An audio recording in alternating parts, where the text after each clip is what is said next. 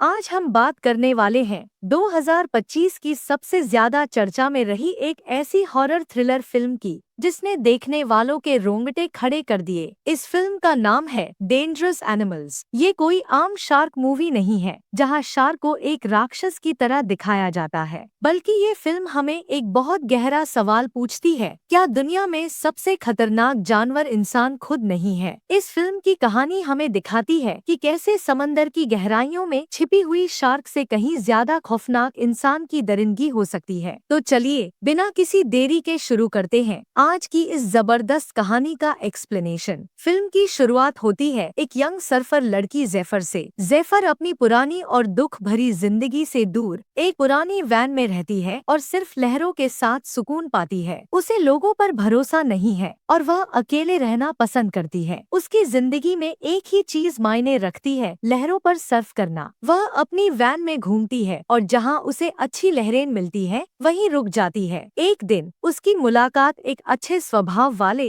हंसमुख real estate agent Moses से होती है। मोसेस को जेफर की सादगी और उसकी जिंदगी जीने का तरीका पसंद आता है। उन दोनों के बीच कुछ अच्छी बातें होती हैं, लेकिन जेफर फिर भी अपनी दूरी बनाए रखती है। मोसेस उसे अपना कार्ड देता है और कहता है कि अगर उसे कभी कोई जरूरत हो तो वह उसे कॉल कर सकती है। जेफर मोसेस को इग्नोर करके अपनी अगली सर्फिंग ट्रिप पर चली जाती है। उसे अंदाजा भी नहीं था कि मोसेस की ये छोटी सी मदद उसकी जिंदगी बचा सकती है। अब कहानी में एंट्री होती है फिल्म के असली विलेन की। टकर टकर एक अजीब सा टूरिस्ट बोट कप्तान है जो खुद को एक शार्क प्रेमी बताता है। वह बहुत शांत और मिलनसार लगता है, लेकिन उसके पीछे एक खौफनाक और दरिंदगी से भरा चेहरा छिपा है। टकर एक शातिर सीरियल किलर है। उसका शिकार करने का तरीका बहुत ही खौफनाक है। वह ऐसे लोगों को चुनता है जिनकी जिंदगी में कोई नहीं होता और फिर उन्हें अपनी बोट पर ले जाकर शार्क के लिए चारा बना देता है। वह इस पूरे खौफनाक मंजर की वीडियो भी बनाता है, जैसे कि वह कोई बड़ा आर्ट पीस बना रहा हो। फिल्म के शुरुआती सीन में हमें टकर की क्रूरता का पहला नमूना देखने को मिलता है। वह हीथर हेदर नाम की अब टकर की नजर जेफर पर पड़ती है। वह उसे डॉक्स पर ही बेहोश करके अपनी बड़ी सी फिशिंग बोट पर ले जाता है। जब जेफर की आंख खुलती है तो वह खुद को हथकड़ियों में जकड़ा हुआ पाती है।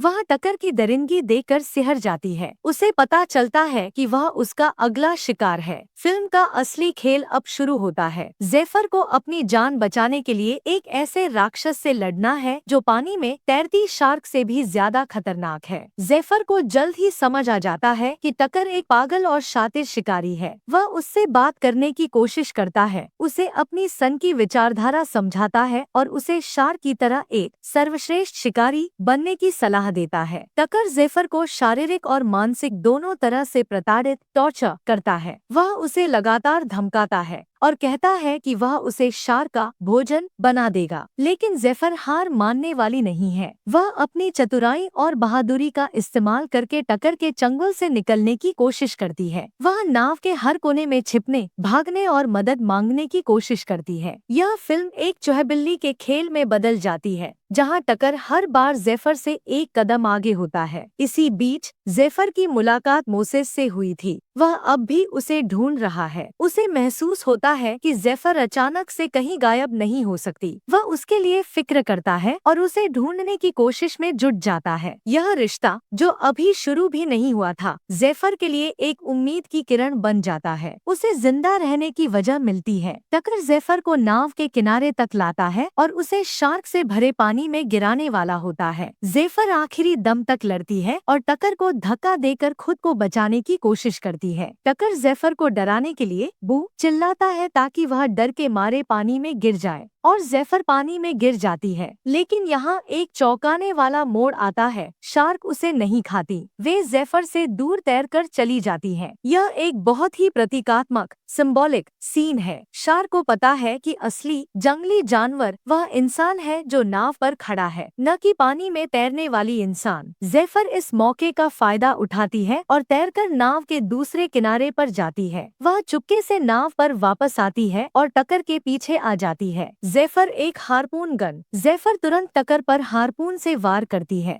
जिससे वह बुरी तरह घायल हो जाता है। ज़ेफर उसे एक और झटका देती है और टकर पानी में गिर जाता है। अब शार्क टकर को अपना शिकार बनाती है। एक बड़ी सी शार्क टकर को पानी से बाहर खींचती है और उसे खा जाती है। टकर का अंत उसी तरह होता है जिस तरह वह दूसरों को मारता था। आखिरी सीन में हमें पता चलता है कि मोसेस ज़ेफर को ढूंढते हुए उस नाव तक पहुंच गया था, हालांकि वह भी इस जद्दोजहद में घायल हो गया था। ज़ेफर मोसेस को देखती है और पहली बार अपनी भावनाओं को व्यक्त करती है। वह रोते हुए कहती है कि वह मोसेस को खोना नहीं चाहती। मोसेस उसकी बात सुनकर मुस्कुराता है और कहता है, मैं जानता था। यह सीन दिखाता है कि ज़ेफर का यह खौफनाक सफर सिर्फ अपनी जान बचाने का नहीं था, बल्कि खुद को मानसिक और भावनात्मक रूप से ठीक करने का भी था। उसने सीखा कि अकेले रहने से बेहतर है किसी पर भरोसा करना और प्यार के लिए लड़ना। डेंजरस एनिमल्स सिर्फ एक हॉरर फिल्म नहीं है, बल्कि यह एक सशक्त सर्वाइवल कहानी है। यह हमें दिखाती है कि कैसे इंसान का डर और उसकी क्रूरता प्रकृति के किसी भी जानवर से ज्यादा खतरनाक हो सकती है। ज़ेफर का किरदार हमें सिखाता है कि अगर आप मुश्किल से मुश्किल हालात में भी हार न माने, तो आप किसी भी राक्षस से लड़ सकते हैं। इस फिल्म ने यह भी साबित कर दिया कि जय कटनी जैसे कलाकार सिर्फ एक्शन ही नहीं, बल्कि एक साइकोपैथ विलेन का किरदार भी बखूबी निभा सकते हैं। और हैसी हैरिसन ने ज़ेफर के किरदार में जान डाल दी है। तो दोस्तों, अगर आपको यह एक्सप्लेनेशन पसंद आया हो तो इस वीडियो को लाइक करें, अपने दोस्तों के साथ शेयर करें और ऐसे ही शानदार वीडियो देखने के लिए हमारे चैनल को सब्सक्राइब करना ना भूलें। मिलते हैं अगले वीडियो में, तब तक के लिए अपना ख्याल रखें। धन्यवाद।